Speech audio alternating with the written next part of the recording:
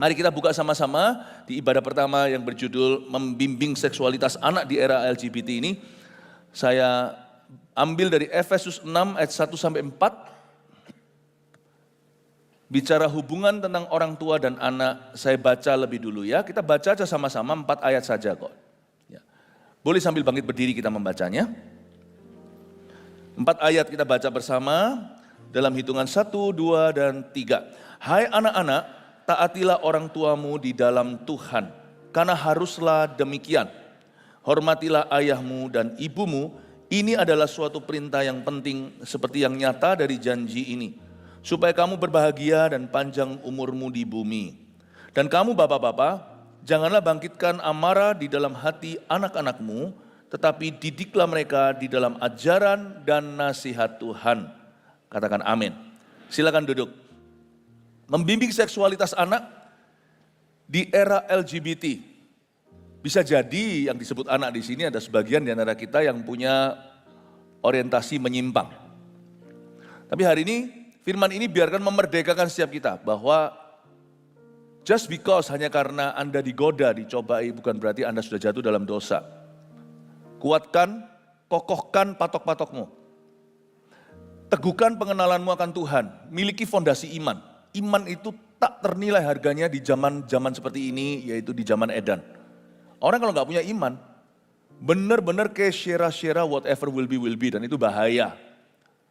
Bahayanya bukan hanya sampai taraf penyimpangan, tapi bahayanya itu benar-benar bisa meninggalkan Tuhan dan bisa meninggalkan kekristenan.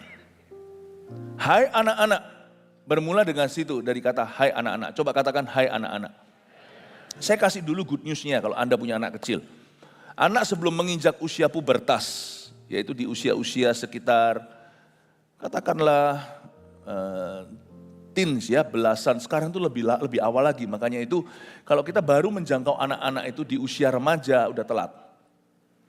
Nah kalau anak-anak itu sudah usianya jatuh cinta, Anda baru suruh ke gereja, terlambat. Makanya yang smart adalah lebih kecil lagi udah dibawa di gereja seperti Tuhan Yesus baru berapa hari usianya dibawa ke bait Allah. Mungkin bagi setiap kita membawa anak sekecil itu mungkin gak tega. Tapi jangan dibuat lambat-lambat. Dengan kau proteksi kau lindungi di rumah, gak kena virus, gak kena kuman. Virus yang utama itu bukan jasmani soalnya. Yang lebih bahaya adalah rohani. Kalau itu sudah jadi gaya parentingmu, lindungi gini, ada satu waktu kau tidak akan bisa lindungi anakmu. Bawa ke Tuhan. Kalau pas saya lagi nggak khotbah di sini di rooftop, saya keliling, saya pergi ke nursery. Waktu di area baby situ saya sapa beberapa volunteer kita, saya berterima kasih pada mereka menjaga jemaat. Anaknya jemaat dengan sebaik-baiknya. Padahal mereka sendiri juga punya urusan. Waktu saya ketemu sama mereka, saya salami, lalu saya lihat anak-anak beberapa di sana, cuman melihat begitu, saya tidak mau ganggu karena mereka semua lagi main, lagi tidur, saya cuma lihat, oke, baik, semuanya berjalan dengan baik. Saya bersyukur pemuridan di gereja ini bermula dari nursery. Meskipun mereka belum bisa sungguhan dimuridkan, tapi kita sudah memberikan perlakuan yang sebaik-baiknya. Itu dikasih disinfektan, dirapikan, barang-barang di-clear dari situ, nggak dicampur bayi dengan gudang. Saya tunggu anak-anak itu untuk nanti hari Sabtu pukul 1 di Eagle Kids nanti ketika mereka pre-teens atau pra-remaja. Sebab anak-anak ketika masih kecil itu mudah pembentukannya. Kabar baiknya adalah sebelum mereka pubertas, anak-anak itu belum punya orientasi yang tetap. Orientasi seksual. Belum terbentuk. Jangan percaya dusta yang iblis lemparkan di dunia ini bahwa ada orang yang dilahirkan gay. Itu enggak betul. Di usia-usia ini, usia rawan ini banyak sekali yang masih eksplorasi seksualita mereka. Anak-anak kecil enggak ngerti. Mereka belum menetapkan hati, Dan di usia-usia ini sangat rawan dengan gender confusion atau yang namanya kebingungan gender. Nah kalau kita sebagai kompas orang tua dan gereja tidak mengarahkan, di situ banyak yang tersesat nanti waktu sudah dewasa. Lupa apa yang terjadi di masa kanak-kanak itu. Kebingungan itu, keterusan, dan akhirnya dunia yang pimpin mereka. Jadilah konklusi-konklusi tersebut. Tapi mereka lali, mereka lupa di usia-usia itu apa yang mereka alami. Jadi kita bisa dengan mudah berasumsi bahwa memang sudah dilahirkan begini. Not true. Memang ada orang yang dilahirkan cacat tubuh. Nah kita nggak ngerti karena kita hidup di dalam dunia yang penuh dengan ketidaksempurnaan. Dunia ini adalah dunia jatuh, warisan Adam dan Hawa. Tapi kita nggak perlu jatuh. Karena Tuhan Yesus sudah menebus kita. Nah kita itu hidup di dalam dunia yang ada kecacatan. Cacat. Sehingga mereka tidak bisa menikah misalnya. Secara fisik nih. Bukan berarti bahwa mereka di dalam dirinya itu ada orientasi tertentu. Sebab dosa itu bertutur kata Alkitab di dalam lubuk hati orang fasik. Saya punya seekor anjing dulu. Anjing itu sudah dikebiri. Udah dikebiri. Ya kalau anjing gak apa-apa disebut namanya apalagi sudah mati. Ya, namanya Bubble. Anjing Shih Tzu. Udah dikebiri. Masih terus cari anjing betina. Ya, masih cari anjing betina dan mencoba untuk mating atau mencoba untuk di musim kawin, mencoba untuk kawin. Padahal nggak bisa. Karena dia anaknya udah banyak, kita nggak bisa terima anaknya dia lagi. Makanya dikebiri. Waktu begitu saya langsung bercanda. Ya bukan salahnya dia, wong anjing itu kan insting. Itu kan insting hewan. Saya tarik dia, Bubble, namanya Bubble. Kamu berhentilah, jangan jadi bebal. Dosa bertutur di lubuk hati. Maaf, bukan di kelaminnya. Kalau anjing instinktif, kalau manusia pikirannya. Alat seksual di tubuh orang, tubuh manusia itu pikirannya. Sekalipun dia sudah gak bisa, gak mampu pun, pikiran bisa nafsu. Pikiran bisa kotor. Berarti dari sini kita tahu bahwa sin, dosa, itu adalah penyebab segala macam penyimpangan dari firman. And sin, dosa itu hanya satu obatnya, antidotnya hanya satu. Jesus Christ, Yesus Kristus. Makanya Injil harus diberitakan lewat gereja. Gereja yang tidak memberitakan Injil sudah berhenti jadi gereja. Dan Injil harus diberitakan kepada setiap jiwa lebih mudah, lebih baik. Dan Injil harus diberitakan juga lewat papa mama. Karena papa mama, di sini nanti perannya saya akan jelaskan sepanjang hari. Orang tua itu perannya itu bukan hanya kompas moral, dia juga harus menjadi penentu kerohanian anak. Karena papa mama berhentilah jadi Farisi. Papa mama harus berubah dulu. Ayat ini pertama memang menyinggung anak. Hai anak-anak, menunjukkan bahwa merekalah ladang misi kita. Hai anak-anak, lalu lanjutan.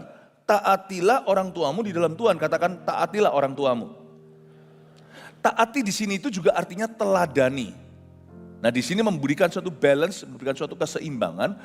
Supaya kita orang tua jangan mentang-mentang kita adalah papa mama, maka kita bisa main perintah. Kata taati di situ itu mengandung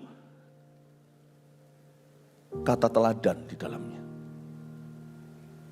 Taat ini bukan out of fear, but out of admiration. Bukan karena ketakutan, tapi karena iman yang diwariskan. Taati, itu artinya tunduklah. Tunduk di sini bukan karena ketakutan, tapi karena inspirasi. Taatilah ortumu, orang tuamu di dalam Tuhan, itu teladanilah. Makanya orang tua punya satu tugas yaitu modeling Christ. Kita semuanya adalah seorang model loh. Tapi bukan model yang berjalan dengan fashion design. Tapi kita berjalan dengan Kristus, sebuah desain untuk anak-anak kita ikuti. Orang tua tidak perlu pandai berkhotbah kalau memang bukan seorang pengkhotbah. Tapi orang tua harus bisa menghidupi firman dalam diri anak-anaknya. Kita tidak perlu banyak ceramah dan juga jangan main perintah. Tapi tugas kita, kalau kita dijadikan papa mama berarti kita ready. Kalau nggak ready nggak dikasih anak. Kita semua harus modeling Christ. Orang tua adalah imamat di dalam keluarga. Bermula dua-dua, nggak hanya papa mama, suami istri Tapi khususnya terlebih dulu laki-laki. Nah, laki-laki zaman sekarang ini susah rohani. Karena kita busy sekali, sibuk. Sehingga kita seringkali punya alasan untuk tidak berdoa dan cari Tuhan. Atau kita tidak bisa pelayanan karena kita cari uang. Cari nafkah itu boleh. Tapi ingatlah, sumber berkatnya itu lebih penting daripada berkatnya. Carilah dahulu kerajaan sorga dan kebenarannya, bukan berarti kita itu kerja di gereja. Bukan berarti kita 1 minggu 7 hari ke gereja terus, ya enggak. Makanya di gereja kita dibatasi volunteer maupun full timer, ada batas-batas pelayanan, jangan berlebihan. Dan yang kita terapkan di gereja kita, selain hari Minggu kita beribadah, karena ini adalah harinya Tuhan, kita juga diajari untuk terlibat dalam CG, supaya kita membangun kekeluargaan dengan saudara seiman. Supaya kita itu tidak sendirian di society atau di masyarakat ini. Udah itu aja, paling ke gereja misalnya sebagai jemaat hari Minggu. Dan tengah minggu itu pun bukan datang ke gedung gereja, tapi bertemu di rumah-rumah fellowship atau bersekutu dengan saudara-saudara sevisi. Kita tidak disuruh untuk ke gereja melulu. Tetapi penting sekali Bapak Ibu Saudara dalam segala profesi Anda itu cari kerajaan Allah itu, libatkan Kristus dalam segala sesuatu, termasuk dalam parenting Anda, dalam pekerjaan Anda. Kita sendiri harus menjadi Kristen yang otentik di dalam keluarga kita. Kekristenan di dalam diri anak kita harus bermula dari diri kita sendiri, meskipun mereka sendiri harus memutuskan ketika mereka dewasa. Zaman sekarang jangan tunggu anaknya itu dibaptis nanti waktu umur 28, itu pasti lewati dulu neraka. Kalau papa mamanya sudah masuk dalam kerajaan sorga, namanya sudah tertulis di sana, kenapa anaknya harus lewat neraka dulu? Zaman sekarang anak itu, kita punya patokan di gereja kita 12 untuk baptisan, itu ngambil sebenarnya nggak langsung berhubungan dengan itu sih. Tapi kita tafsirkan aja sesuatu yang baik dalam Alkitab. Yesus kan umur 12 sudah bisa berdialog dengan ahli-ahli Taurat. Nah, karena itu kita berikan patokan di gereja kita itu 12. Dia bisa dibaptiskan, baptis selam ya, bukan baptisan penyerahan anak, tapi baptisan pertobatan. Tapi zaman sekarang ya terus terang ya, anak itu lebih muda lagi loh. Sebelum umur 12 mereka sudah ngerti dosa, sudah sangat-sangat expert. Anak saya contohnya Jeremy di sini, Pastor Jeremy, umur 9 udah ngotot minta dibaptis. Saya waktu itu menimbang-nimbang, karena saya kasihkan patokan 12. Tapi dia benar-benar bersikeras. Umur 9 dan ketika saya interogasi ceritanya, saya kan harus uji segala sesuatu. Apakah benar-benar hubungannya dengan Tuhan itu genuine? Apakah benar-benar hubungannya itu sejati? Saya sendiri convinced, saya sendiri diyakinkan bahwa ini real deal, sesuatu yang nyata. Saya baptiskan kebetulan waktu itu kami ada di Sungai Yordan.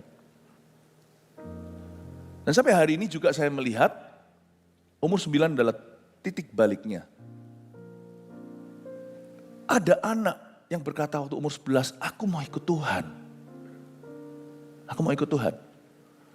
Ketika kita uji, kita tidak perlu interview dulu, kita tidak perlu ikutkan dia kelas, 20 kelas dulu.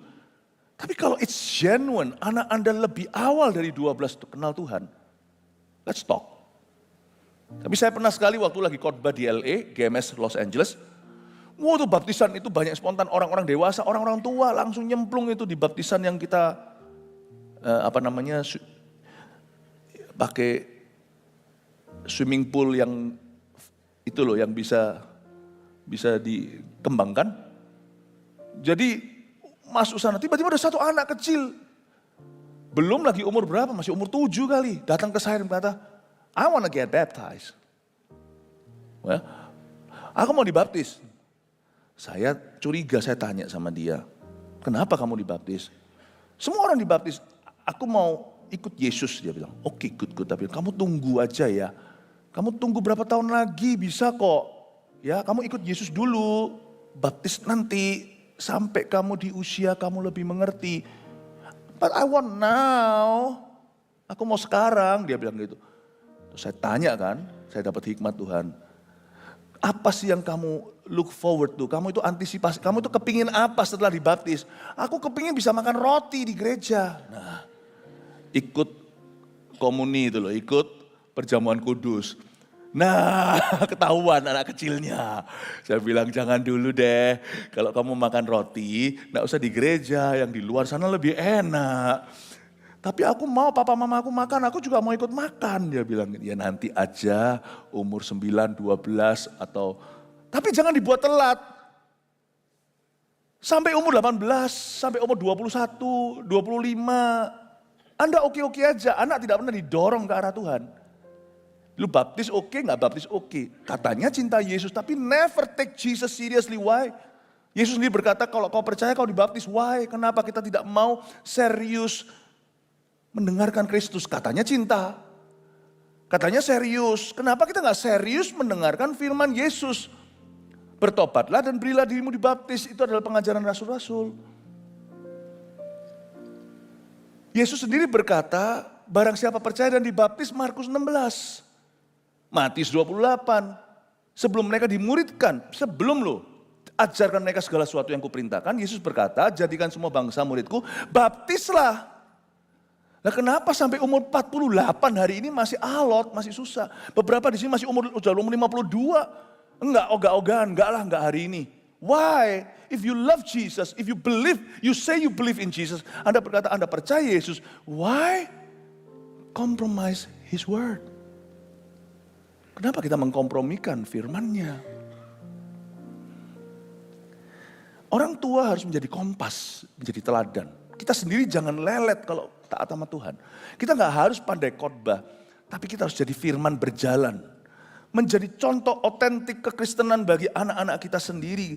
Karena di Alkitab dikatakan di ayat 1 kalimat terakhir, karena haruslah demikian. You see, ortu papa mama adalah discipler, mau gak mau. Meskipun kita tidak punya titelnya, kita juga bukan PDP, pendeta pembantu, kita juga bukan STH, sarjana teologi ya. Kita semuanya itu discipler atau yang harus memuridkan, turut memuridkan putra putri kita sendiri. Dan God's discipleship, pemuridan Tuhan itu selalu sifatnya long term. Pemuridan Tuhan itu sifatnya long term. Jadi papa mama jangan merasa, tapi aku belum cukup baik. Gak apa-apa, jadilah lebih baik loh.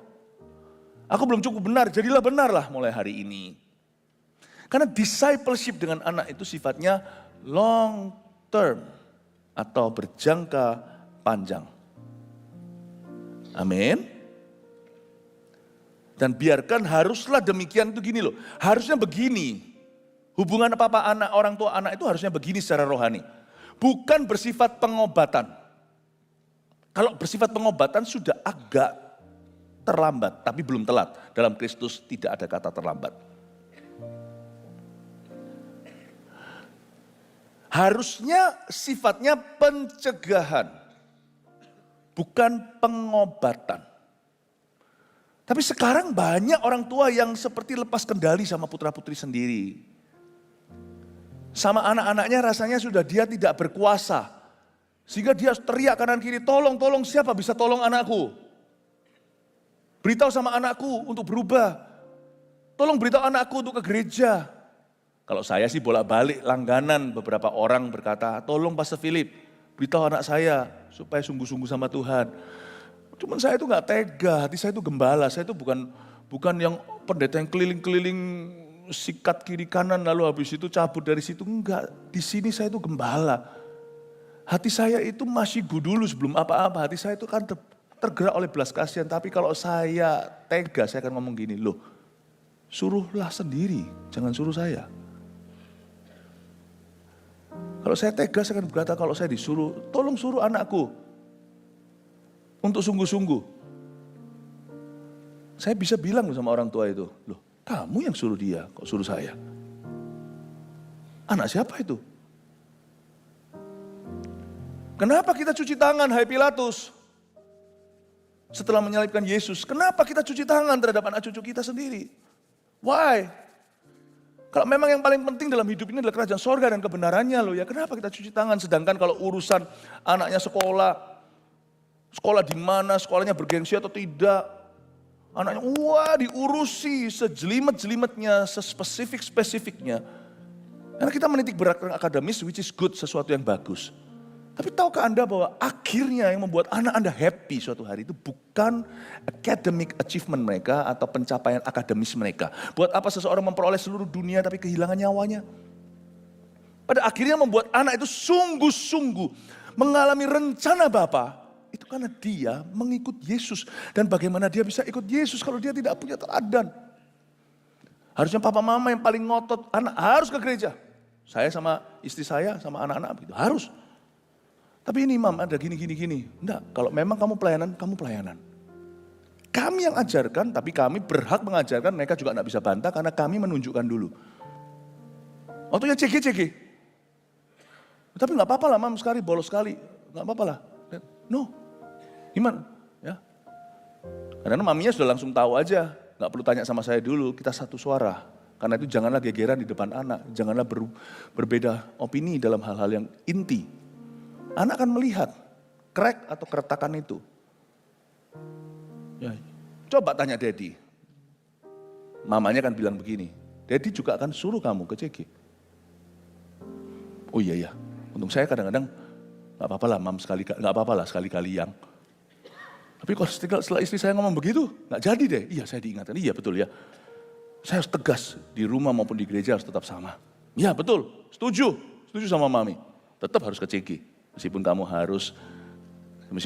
Mami Daddy gara-gara itu gak bisa ajak kamu ke sesuatu yang sangat fun. Misalnya. Suami istri saling mengingatkan, kadang-kadang yang suaminya yang lemah, istrinya harus tegas. Kadang-kadang istrinya yang lemah, suaminya harus tegas saat itu. Tidak boleh sama-sama lemah. Sebab anak membutuhkan kita, dan kita adalah perisai iman mereka. Suami istri harus sepakat untuk mendidik anaknya dalam takut akan Allah. Mesti sepakat. Ya. Karena haruslah demikian. Anak itu tidak boleh menjadi medan perang, harus dimenangkan. Mereka harus menjadi medan pemuritan. Untuk terus dibimbing dalam Tuhan. Jangan tunggu sampai titik pengobatan, kita baru setelah itu berusaha. Tapi kita harus berada selalu di level prevention atau pencegahan. Tidak perlu anak itu melalui lembah yang buruk dulu, baru mereka bisa kenal Kristus. Kalau papa mamanya sudah kenal Kristus, mereka harusnya sudah berjalan di jalan yang benar oleh karena namanya. Dan sudah berjalan selalu melewati rumput hijau dan air tenang, bukan berarti mulus tanpa masalah. Tapi mereka mengenal Allah di setiap musim kehidupan mereka. Orang tua apakah ini too much, apakah ini keterlaluan untuk diterapkan? Tidak. Kalau Anda merasa apa yang saya sampaikan ini standarnya tinggi sekali, jangan rendahkan untuk mencocokkan diri dengan situasi Anda sendiri. Mari kita sama-sama bertumbuh di dalam Kristus. Kita kejar ketinggalan kita. Saya percaya dalam Kristus ada pengharapan, berarti tidak ada kata terlambat kalau kita mau hari ini. Amin Bapak Ibu. Dalam parenting juga kadang-kadang kita masih buat kesalahan. Seperti saya katakan tadi, discipleship atau pemuritan itu jangka panjang. Karena itu kalau Anda membuat kesalahan dalam parenting, gak apa-apa. Mungkin marah berlebihan segalanya, tinggal minta maaf, jangan gengsi. Karena I'm sorry adalah satu sifat Kristiani. Coba katakan pada anak Anda, sorry ya. Bolak-balik di dalam sejarah, dalam keluarga kami. Ketika saya sendiri mungkin miss dalam 1-2 hal, saya pasti ngomong sorry sama anak-anak saya. Dan saya bersyukur, kita tidak perlu jadi sempurna parents atau orang tua yang sempurna. Tapi di mana ada kasih, di situ kasih itu akan menutupi banyak sekali kesalahan. Asal ada kejujuran, akan sangat mudah anak itu bisa murah hati sama kita. Saya pernah sekali minta maaf sama anak saya karena mungkin saya terlalu tegas, terlalu keras. Saya bersifat lebih tegas sama anak sendiri malah daripada sama orang lain. Sama anak orang lain. Anak orang lain saya bisa sungkan. Kalau anak sendiri, kalau bukan saya siapa lagi? Kadang-kadang saya tegas dan terlalu tegas. Nggak pernah pukul tapi saya tidak pernah main tangan. Tapi ketika saya agak sedikit kelebihan, agak sedikit berlebihan maksudnya. Saya minta maaf sama mereka. Tidak pernah sekalipun dari 3 anak kami, kalau saya bilang sorry itu mereka berkata, aku benci, tidak pernah. Yang selalu berkata, it's okay daddy, because there's so much love in our family. Tapi love tidak berarti kita itu kompromi. Oh love lah, lu mau LGBT, papa mama mengasihimu apa adanya. Oh, kalau itu terjadi, seperti Yesus menyucikan bait suci, tunggang balikkan semua perabotan. Kalau itu terjadi, jangan kau harap papa mama berkata, I love you for whatever you are. Sorry, papa mama pasti akan membantumu keluar dari lubang setan ini. Aku tidak bisa terima ini sebagai standar. Orang tua harus pekat, bukan hanya sama hadirat Tuhan, tapi sama firman. Kita harus tahu what's right, what's wrong. Di zaman Eden ini segala sesuatu tidak ada yang absolut. Kita harus tahu hitam itu apa, putih itu apa. Abu-abu pun harus tahu ini abu-abu muda atau abu-abu tua. Kita harus tahu, orang tua harus tahu firman.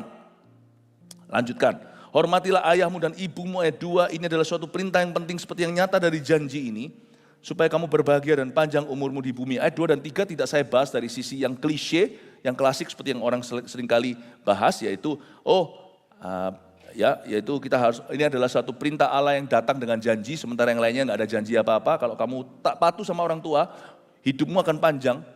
Saya tidak akan bahas dari sisi itu, saya bahas dari sisi ayah dan ibu.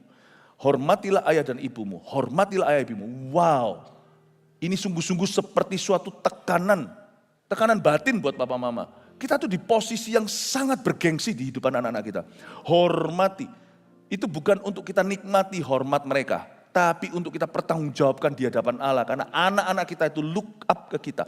Berarti dari ayat ini saya mau sampaikan bahwa orang tua atau papa mama adalah the spiritual formation of their children. Atau papa mama adalah formasi rohani anak-anak mereka. Itu sungguhan. Selain itu kita juga adalah kompas moral mereka. Kita juga adalah emotional safety mereka, kita juga adalah rasa aman mereka. Seperti saya katakan, tidak ada orang tua sempurna. Dari waktu ke waktu kita berhutang sama anak-anak kita, maafkan papa ya, maafkan mama. Tapi ya nggak sering-sering, kalau maafkan setiap kali itu papa mamanya kurang percaya diri.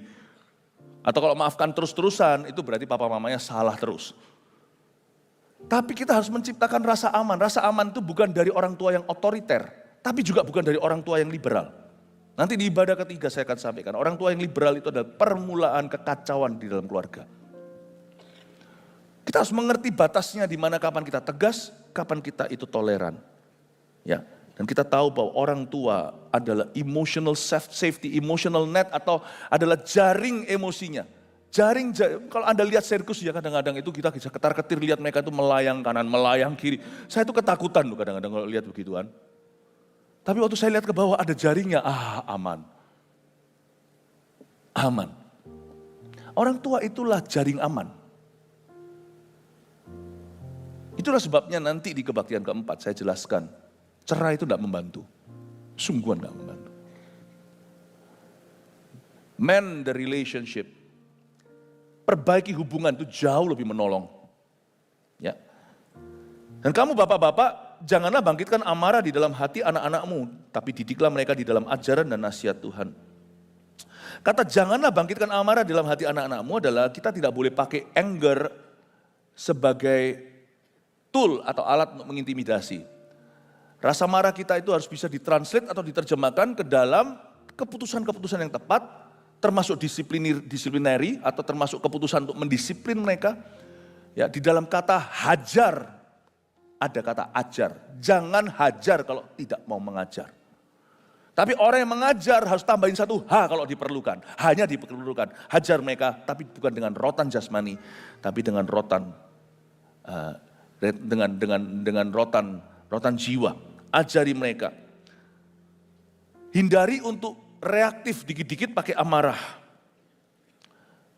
Jaga yang namanya komunikasi itu terbuka dan aman dengan mereka, tapi aman sekali lagi itu bukan berarti papa mamanya yes man sama anak-anaknya. Itu justru akan menciptakan rasa tidak aman dalam diri mereka. Mereka nggak tahu batas-batasnya. Nanti jangan-jangan kalau papa mamanya tidak berhasil ajar mereka, makanya keluar anak yang kurang diajar. Nanti jangan sampai dia diajari sama bosnya lewat PHK. Jangan sampai dia diajari oleh lewat temannya nanti yang akan hajar dia, mengecewakan dia. Jangan sampai dia nanti akan dibully di luar sana karena dia nggak ngerti gimana melindungi diri. Dia bahkan nggak tahu batas-batasnya apa. Saya selalu ngomong sama anak-anak, kalau papa mama nggak ajar kamu, dunia tuh ajar kamu. Kamu pilih kamu diajar papa mama atau diajar sama dunia. Kalau kamu diajar papa mama, kamu keluar itu udah lengkap, kamu udah siap menghadapi dunia. Kamu belajar dari mereka masih ada sih, tapi sedikit-sedikit saja. Tapi kamu belajar lebih besar dari Tuhan, dan dari orang tua, dan dari gereja. Jangan bangkitkan amarah mereka, Bicaralah kepada anak-anak Anda sebagai perwakilan Tuhan. Jangan bicara sebagai jaksa, bicara itu sebagai penuntun sejati. Mari kita lihat sekarang kalimat terakhir, lalu saya akan kasih poin-poin Anda, cukup banyak poin-poin Anda bisa catat. Makanya hari ini ibadah, tetapi firman yang saya bagikan semacam seminar. Didiklah mereka di dalam ajaran dan nasihat Tuhan. Katakan didiklah mereka dalam ajaran dan nasihat Tuhan. Jadi orang tua otomatis merangkap perannya. Dan peran ortu itu otomatis kalau Anda melahirkan anak. Itu biologi. Tapi peran rohani itu harus dibangun pelan-pelan. Dan itu harus disengaja di zaman yang, di dunia yang sangat tidak rohani ini. Nah, saya menemukan bahwa bagian ini banyak orang Kristen bolong.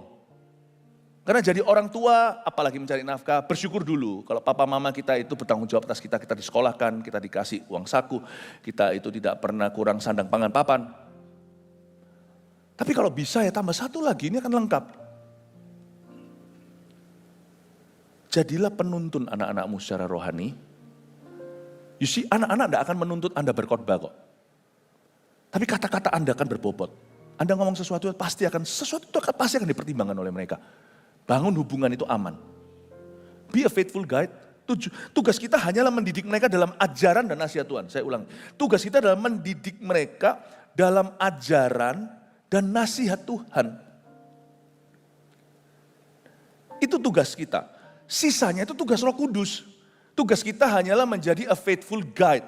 The rest will be the Holy Spirit's job. Tugas kita hanyalah menjadi penuntun sejati dalam kehidupan mereka yang berusaha. Gak usah sempurna, sorry lah. Kalau memang kita salah, nanti Roh Kudus lah yang akan mengubah hati mereka. Dari kecil saya ajari kami ajari anak-anak kami.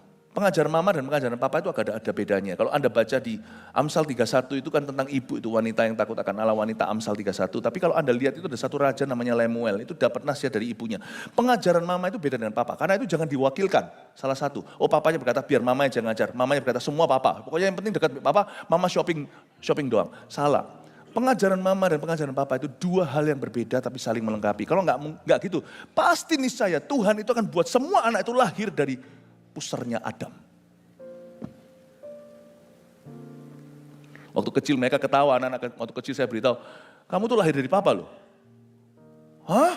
Anak saya salah satu, saya kan suka isengin anak. Hubungan di rumah itu nggak kaku, nggak takut, nggak diisi rasa takut, enggak. Sama anak itu juga seperti sahabat. Kamu lahir dari papa, kamu ini, kamu. Kadang-kadang saya acak. Siapa dulu, dua itu lahir dari mama. Kamu dari papa, kok bisa? Papa suatu hari makan sambal, besok mules.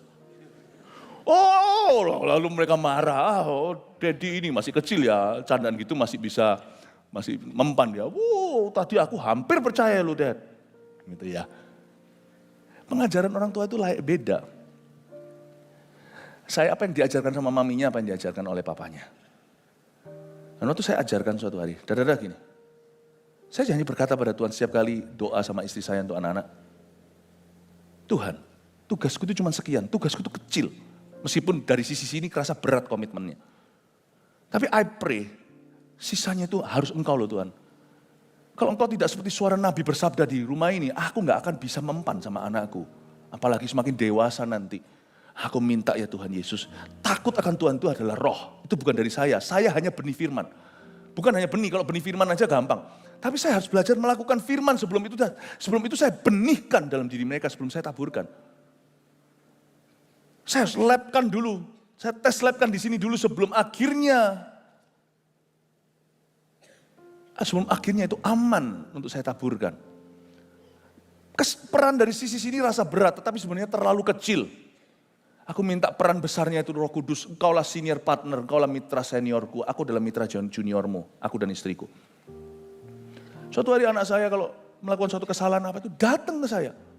Datang nangis. Dad, aku salah. Wow. Itu bukan sekali dua kali. Kalau kita sebagai pelayan Tuhan kita hanya bisa menemplak orang dengan Roh Kudus saat kita KKR. Itu satu hal. Tapi kalau yang ditemplak adalah anakmu sendiri.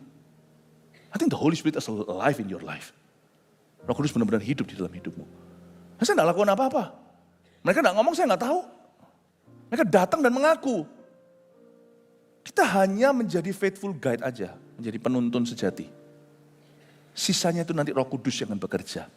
Saya kasih 4 poin dulu, lalu nanti saya akan tunjukkan bagaimana caranya kalau anak mengutarakan ketertarikan terhadap sesama. Nanti yang pertama dulu ya, 4 poin pertama dulu tulislah.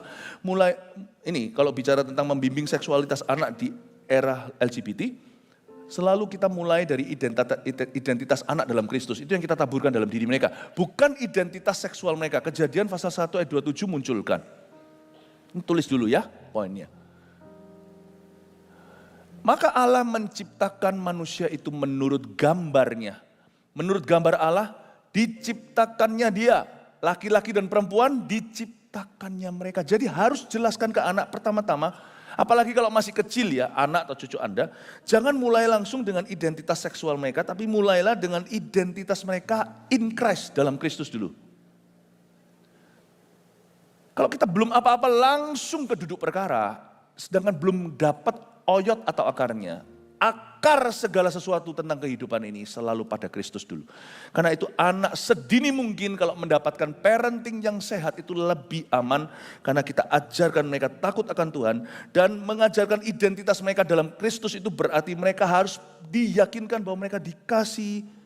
Dan mereka itu disayang oleh Tuhan. Mereka dikasih dan juga dicipta oleh Tuhan. Dan untuk ngajar itu ke anak, kita perlu mengajar mereka dengan tindakan.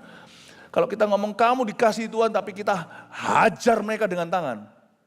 Mereka akhirnya tidak percaya yang papa mama katakan. Mulut dan tangan kita harus selaras. Manusia hidup itu tidak boleh ada ketimpangan antara kata-kata dan perbuatan. Itulah sebabnya yang pertama-tama kita harus tanam dalam diri mereka adalah you know child, anakku. Tuhan cinta padamu. Tuhan yang ciptakan kamu loh. Saya bisa bercanda gitu, ujungnya saya beritahu kalian semua adalah ciptaan Allah. Tuhan yang menciptakan dan titipkan ke kandungan mama. 2, ajarkan dengan jelas rancangan Allah tentang seksualitas mereka. Kejadian 2 ayat 24. Jadi kita mulai jelaskan desainnya dari Tuhan. Karena sekarang ini zaman Eden. Kalau Anda di Indonesia puji Tuhan ya, di Asia masih aman.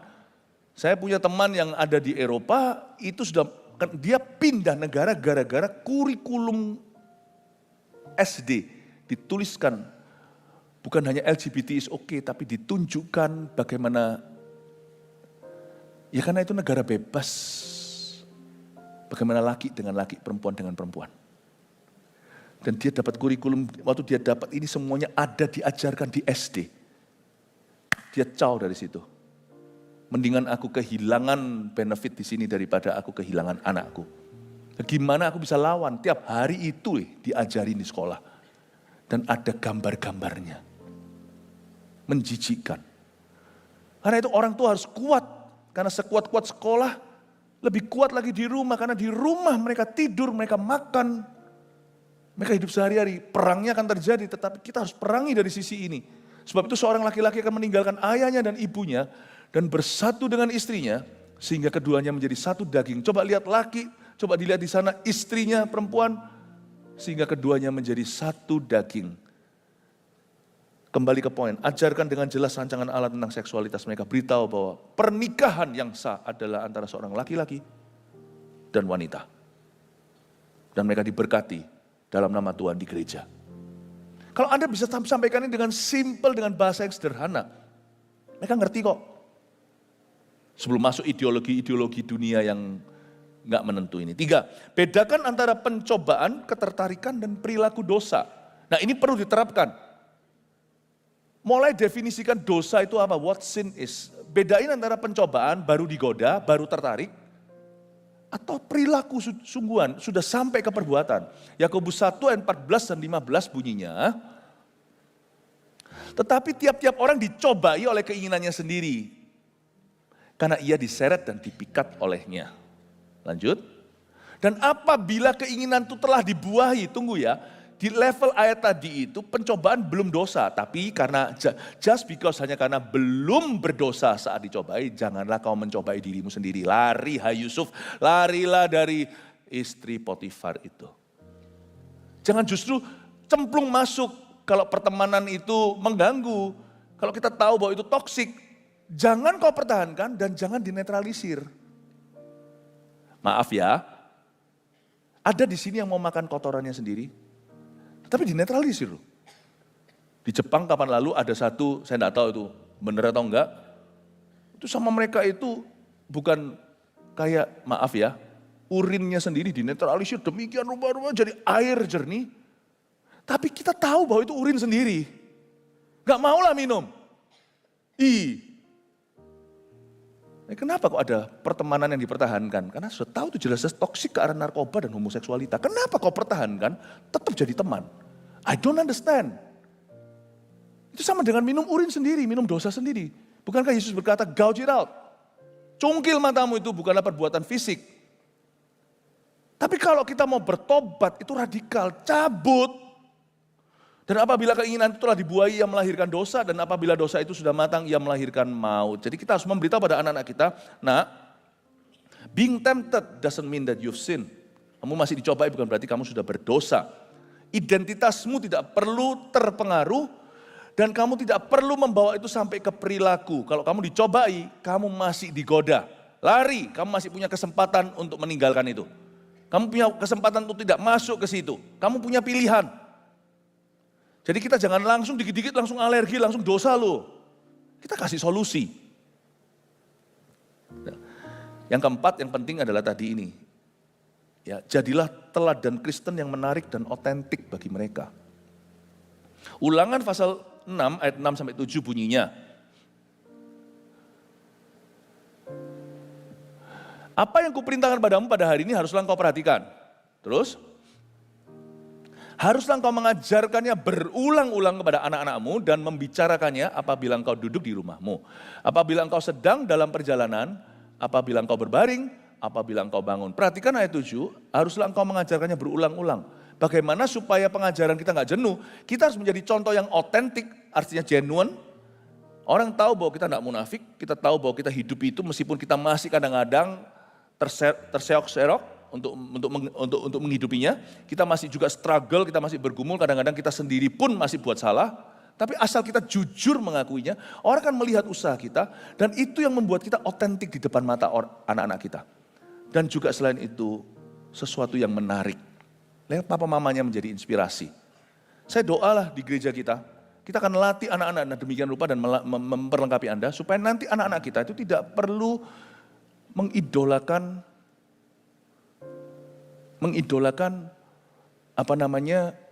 selebriti-selebriti dunia. Tapi yang mereka idolakan, jangan ada idol sih sebenarnya, idol lebih baik itu Tuhan saja. Tetapi orang tua adalah gambar dekat bagaimana mengikuti Tuhan. Ya, saya doakan supaya Anda lah menjadi pahlawan-pahlawan anak-anak Anda. Jadilah teladan Kristen yang menarik, autentik bagi mereka. Nah, saya tambahkan, ini Anda bisa catat dengan cepat, respon tepat jika anak ekspresikan ketertarikan dengan sesama jenis. Nanti terakhir saya keluarkan lagi untuk Anda bisa foto semuanya, no worries ya. Oke, jadi loh kok dikeluarin poin 1, belum ya? Oh ya udah ketahuan ya. Tapi saya katakan, saya kasih good news dulu, kalau mereka di usia sebelum pubertas, mereka belum menentukan, malah justru seringkali masih eksperimentasi. Gimana ya kiranya kalau aku senang sama itu ya, padahal sesama, masih belum jadi. Saya pikir kabar baiknya juga, sekalipun sudah lewat puberti, mungkin di usia remaja bahkan usia dewasa, mereka begitu, tetap ada obatnya. Yesus tetap adalah obat bagi orang berdosa, katakan amin. Oleh karena itu number one, kalau sampai anak mengekspresikan ketertarikan dengan sesama jenis atau cucu atau siapa atau ponakanmu, satu, tetap tenang. Jangan kau panik. Ya. Karena respon Anda pertama itu sangat menentukan pembicaraan. 2, dengarkan tanpa panik. Jangan langsung kudu mau menyelah, langsung mengkoreksi, langsung marahi. Ini kita akan buat kesalahan seperti ini bukan hanya soal LGBT, tapi soal apapun juga terhadap anak-anak kita.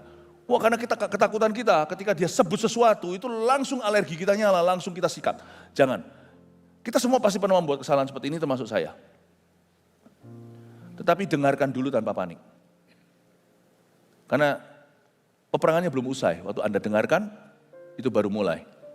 Percayalah Tuhan beserta denganmu, kalau Anda berada di pihak yang benar. 3, hindari bahasa yang mempermalukan. Jangan kasih label-label yang namanya lebih parah daripada body shaming adalah gender shaming. Papa malu loh punya anak B.NCI, buncis, B.NCONG.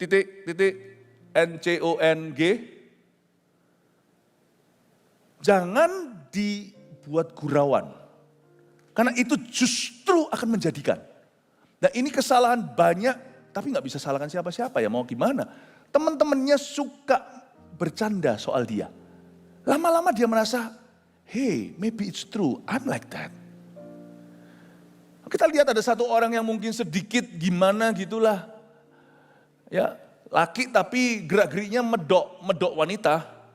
Lalu habis itu nanti di sekolah semua panggil dia dengan nama itu. Dan dia tumbuh dewasa, papa mamanya kasih dia nama bagus.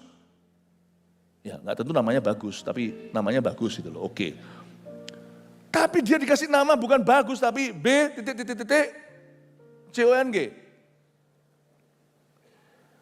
Lama-lama dia dipanggil itu sama sekolahnya. Ya jadilah. Makanya itu bullying itu sangat jahat. Kalau fisik aja nggak apa-apa. Ajari taekwondo selesai dia. Nggak ada yang berani sama dia, ajari karate, ajari jujitsu. Tapi ngapain sih berantem gitu bisa selesai enggak? Tapi yang namanya verbal, emosional, Anda lengkapi enggak anak Anda dengan penerimaan di rumah dan dikasih firman, dikasih tahu caranya handle gimana enggak? Kalau orang-orang manggil dia seperti itu, Anda harus beritahu kamu enggak begitu. Kamu bukan itu, Tuhan menciptakanmu seperti ini. Makanya itu yang keempat, tunjukkan kasih tanpa syarat. Kalau sampai anaknya berkata, "Ma, aku kok senang sama ini," kalau ngomong, kalau ketahuan. Tunjukkan kasih tanpa syarat juga. Jangan langsung Anda menarik diri dari anak Anda secara emosi karena Anda malu. 5. Ajarkan fondasi Alkitab yang tentang seksualitas secara bertahap dan sesuai usia. Saya tambahkan, Anda bisa tambahkan itu, secara bertahap dan sesuai usia. Saran saya misalnya kalau anak dari umur 5 sampai 10, di bawah 5 mungkin tidak ngerti, Anda bisa cukup menunjukkan padanya, memberitahu padanya bahwa pernikahan itu adalah idenya Allah. Atau anak umur 5 sampai 10 bisa ngerti kok. Mami, daddy, papa, mama nih married hari ini, jadi papa mama itu karena idenya Tuhan. Dan pastikan loh ide Tuhan bagus, tapi habis itu Anda berantem terus, dia berkata, God had a bad idea. Tuhan punya ide yang sangat buruk. Ini idenya Allah. Anda bisa ajari pada anak-anak Anda bahwa marriage is God's gift. Ya, dan Anda ajari juga badan mereka itu oke, badan mereka itu baik. Saya ajari anak-anak saya dari kecil.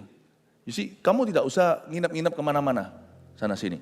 Hati-hati ya dengan yang gitu-gitu. Bukan berarti kita jadi orang yang paranoid juga bukan, tapi harus bijaksana. Jangan cul-culan soal begitu. Tidak boleh siapapun juga. Pegang badanmu dengan cara yang membuat kamu risih, tidak enak, atau pegang bagian badan tidak boleh. Papamu aja tidak pernah gitu sama kamu. Hati-hati, kamu tidak boleh masuk satu kamar dengan siapa, baik itu dia itu temanmu, orang yang di usia enggak boleh. Enggak, selalu tanya sama kita. Jadi enggak bisa, badanmu itu berkat Tuhan. Mereka belum ngerti hormonnya gimana, tapi saya ajari mereka untuk protect badan sendiri. Diajari. Umur 11 sampai 13 mungkin bahasanya agak beda, yang disebut dengan ajarkan fondasi Alkitab tentang seksualitas secara bertahap dan sesuai dengan usia itu. Mungkin yang di usia 11 sampai 13 itu lebih ke ajari mereka kalau kamu mulai senang sama orang itu oke loh. Tapi kamu jangan berbuat sesuatu terhadap itu. Attraction mungkin di usiamu sekarang ini, senang sama orang. Dulu waktu di usia tertentu kamu masih lebih kecil, sama ini hihi nggak mau, tapi sekarang mulai ha. Dulu kan nggak mau hihihi, cowok sama cewek hihihi, loh masih usia TK, SD gitu hihihi, mulai tuding-tudingan. Tapi di usia 11, 13 mulai kepingin gandeng-gandengan. Saya ajari sama mereka, badanmu mulai berubah. Jadi kalau kamu tiba-tiba ada keinginan segalanya itu, bukan berarti kamu harus lakukan sesuatu. Ngomong aja, salurkan dengan baik dan benar. Saya pernah ngomong dengan anak saya, waktu itu saya ajak kita makan es krim sama-sama. Karena anak saya suka makan. Anak siapa?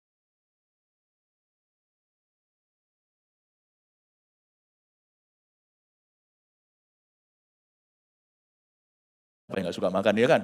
Duduk sama-sama, itu saya ajari, waktu di usia-usia 11-13 itu mungkin ya. Dia bilang, gini loh, kamu kalau jatuh cinta itu gak apa-apa. Jadi saya selalu yang akan inisiatif, ini tugas sudah bagi tugas sama mamanya. Kalau masalah tentang hidup cinta mereka, papa yang perlu banyak cover tahu. Dan dengan cowok seperti apa, dengan cewek seperti apa, masukannya beda. Lalu habis itu suatu hari saya ajak salah satu anak saya makan es krim sama-sama, tuh lagi makan es krim di sebuah mall. Lalu saya ngomong-ngomong gini, kamu seneng sama orang siapa sekarang? Ngomong aja gak apa-apa, hati-hati jangan ketawa. Maksudnya kalau Anda tanya gitu lalu diberitahu, ketawa lu buta, jangan gitu. Dengan ngomong soal itu jadi hilang bisanya. Sengatnya tidak ada. Dia ceritakan, oh iya lalu saya mulai cerita. Papa dulu juga pernah suka sama orang, SD suka sama orang, lama suka sama orang. Wah seneng banget, tapi untung gak pacaran lah apalah segalanya untung, kenapa? Ya ternyata hari ini, itu sama sekali bukan tipe papa. Oh iya gitu ya dad, iya. Aku ketemu sama your mom, how I met your mother gitu lah ya. Gimana aku ketemu sama mamamu gitu, semua dia tahu ceritanya. Wah itu ya, I know I found my true love. Itu ya bisa benar-benar gak ada angin, gak ada awan. Itu di mall kita lagi makan dan sama-sama ngadap ke depan. Tiba-tiba jalan, ding, orang itu yang saya pernah suka.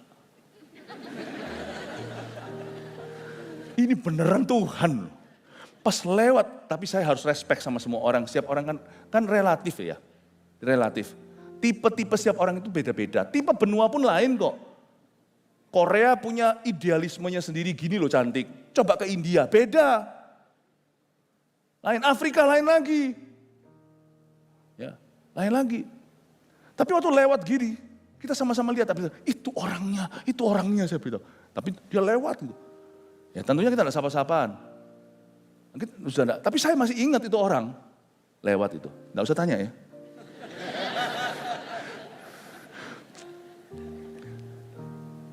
Ingat ya Jer? Terus dia lihat papanya. What did you see in her? Karena dia benar-benar bukan tipe kami. Dia bilang namanya SD, kelas 3, kelas 4. Bukan tipe, dia tahu, itu bukan tipe daddy.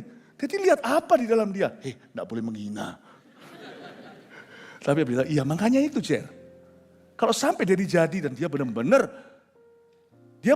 saya juga mungkin bukan tipenya orang itu. Enggak boleh GR. Kalau sampai jadi Jer, saya bilang, setiap bangun tidur every day in the morning, saya akan nyanyi gini, bangun tidur, lihat orang yang bukan tipe saya, nggak cocok sama saya. Kalau saya waktu kecilnya itu ngotot, harus sama dia, nanti besarnya terpaksa.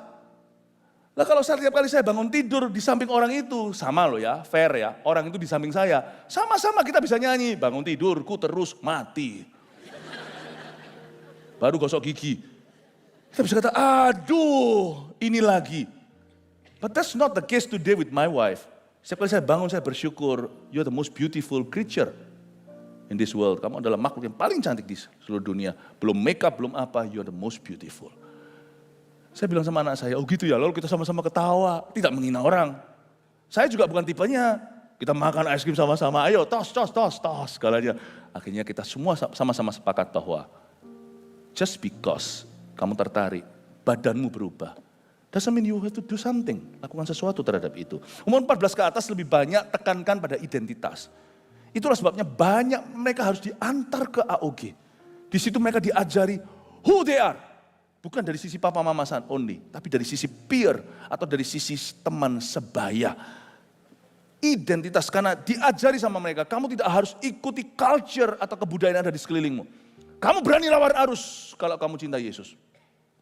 Itu enggak bisa hanya papa mama yang ngomong. Kalau papa mama yang ngomong dia akan berkata, ya papa gampang ngomongnya, papa sudah tua. Tapi kalau mereka lihat teman-teman mereka semua seusia sebaya. Kita lawan arus, kita lawan bareng. Beda. Umur 14 lain lagi strateginya. Cepat aja, dengan ini saya selesai. 6,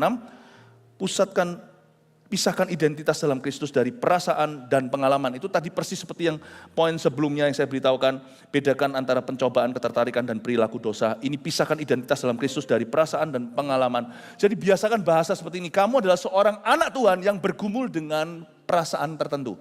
Kamu adalah seorang anak Tuhan yang sedang hari ini masih mencoba menemukan identitas dirimu. Kamu seorang anak Tuhan yang sedang dicobai, digodai di area ini. Tekankan bahwa identitas mereka adalah dalam Kristus dan apa kata firman. Yang terakhir, terus jagai komunikasi. Terus open communication with your children. Munculkan 77, mau foto sekarang? Nanti habis ini tuh munculkan poin yang 4 pertama tadi. Siapa tahu ada yang belum, ada yang kelewatan. Bisa? Udah? Iya, puji Tuhan. Munculkan yang 4 tadi, lalu kita selesai. PAW naik ke atas sini. Mari kita sama-sama bangkit berdiri, kita berdoa.